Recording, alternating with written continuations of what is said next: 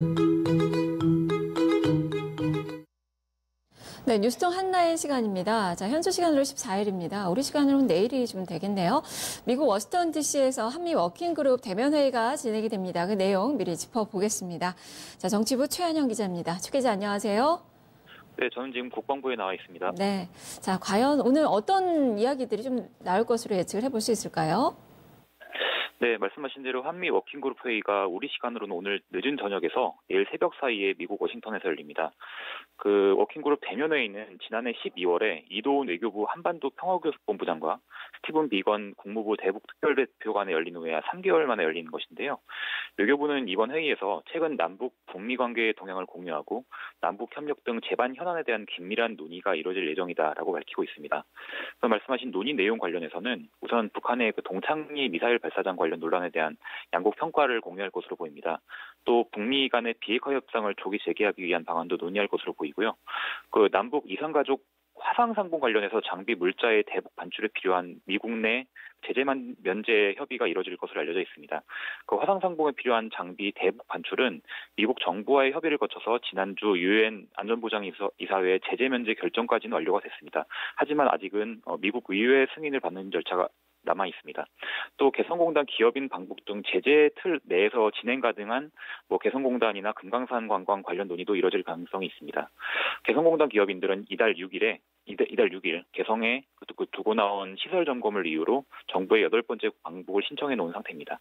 네, 지금 이 대북 관련돼서 이 경제 협력과 관련된 그 논의가 좀 진행이 될 것으로 좀 보여지고 있는데 요즘 또 북미 간에 좀 엇박자가 좀 나오고 있어서 이 좀 한미 간의 이견차 좀 커지는 거 아닌가라는 그 우려도 좀 있습니다. 이 부분과 더불어서 앞서서 이제 개성공단 그 기업인들이 방북을 요청했다라고 말씀해 주셨는데 이건 또 어떻게 되는 건가요? 네, 그 남북 병역 관련해서는 그 지난달에 있었던 2차 북미 정상회담이 아직까지 아무런 결과물이 없이 끝났기 때문에 그 전에 남북 병역 사업을 좀 본격적으로 시작할 명분이 없다고 보아야 할 것 같습니다. 또 우리 외교부 고위 당국자도 어제 기자들을 만나서 개성공단이나 금강산 관광 문제가 우리에게 중요한 우선순위다라고 말을 하면서도 시기가 성숙하면 이야기하겠다라고 밝혀서 당장 어떻게 진행 가능성은 좀 낮게 봤습니다. 또 정부는 일단 대북 제재 틀 내에서 금강산 관광과 개성공단 재개를 위한 사전 준비와 환경 조성을 하는 쪽으로 좀 방침을 세운 것으로 보입니다. 이를 엿볼 수 있는 것이 그 천혜성 통일부 차관이 지난 12일 신년 업무보고 브리핑에서 그 남북 경협 사업은 대북 제재 틀 내에서 미국 등 국제사회와 긴밀히 협의하는 가운데 추진 방안을 검토하겠다라는 것이 기본 입장이라고 밝혔습니다. 다만 이 사업들이 실제 재개되기 위해서는 여건 조성이 필요하다는 인식도 있다라고 함께 밝혔습니다. 말씀하신 그 개성공단 기업인 방북 관련해서는 방북 신청이 지난 6일에 있었고 1차 처리 기한은 당초 오늘입니다. 아직 가부 여부 결정은 이루어지지 않은 것으로 알려지고 있는데요. 통일부는 그 처리 기한을 1차로 오늘 22일까지 좀 연장할 생각이다라고 밝혔습니다. 또 관계부처 협의와 미국 등 국제사회와의 논의를 거쳐서 북측과의 협의 등을 통해서 검토하겠다는 입장을 밝히고 있습니다. 네, 개성공단 기업인들 그 방북은 이제 한미 워킹그룹 회의 마치고 이걸 좀 결과를 보고 이제 결정을 하려고 하는 것 같아요. 일단 정부 쪽에서는 한미 간에 이견은 없다라는 그 입장이지만 이제 미국 측에서는 긴 여정이 될 것이다라고 이야기들 좀 많이 하고 있어서 이 북미 협상과 관련돼서 전망들이 여러 가지 나오고 있는데 어떻게 예측을 해볼 수 있을까요? 네, 북미 간에 당장 눈에 띄는 당국자 간의 협상은 좀 없을 것이라는 게 중론으로 보입니다. 왜냐하면은 마이크 폼페이오 미 국무장관이 현지 시간으로 12일 인터뷰에서 우리가 봐야 할 것은 북한의 행동이다 라면서 북한이 실질적인 비핵화 조치에 좀 나설 것을 촉구를 했습니다. 또 인터뷰 과정에서 말은 쉽다라는 말을 했는데요. 그러니까 행동에 나서야 된다는 얘기입니다.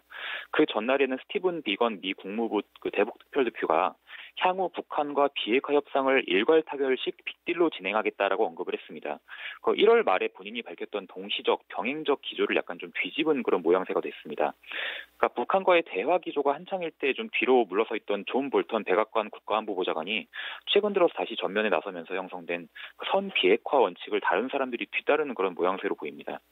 또 미국 고위 관료들이 북한과의 협상 과정에서 기존 원칙론을 들고 나오면서 말씀드린 대로 당장의 북미 협상이 좀 가시화될 것 같지는 않습니다.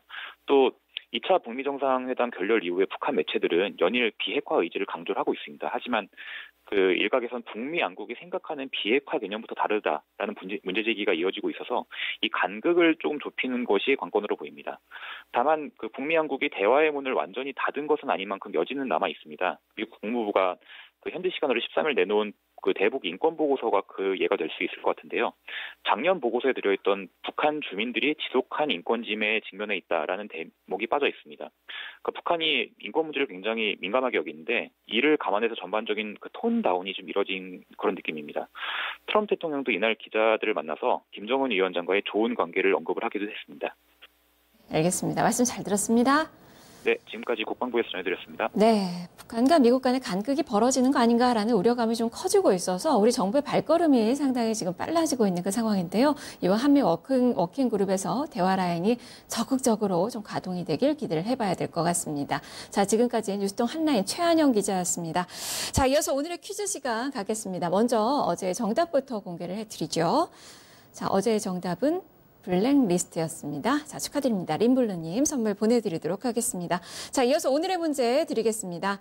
자, 한국과 미국이 북한에 대한 협의를 원활하고 빈번하게 하기 위해서 설립한 것으로 한미 외교당국 간의 대북정책 협의체는 무엇일까요? 오늘 한라인의 주제이기도 했습니다. 자, 내용 아시는 분들은 뉴스토마토 유튜브 페이지에 오셔서 구독하시고요. 그리고 여기에 실시간 스트리밍이 있습니다. 지금 생방송 나가고 있는데 여기에 이제 정답과 함께 이메일 주소 함께 남겨주셔야 선물 보내드릴 수 있습니다. 비방태 선글라스 보내드리도록 하겠습니다. 자, 지금까지 뉴스통 한라인 살펴봤습니다.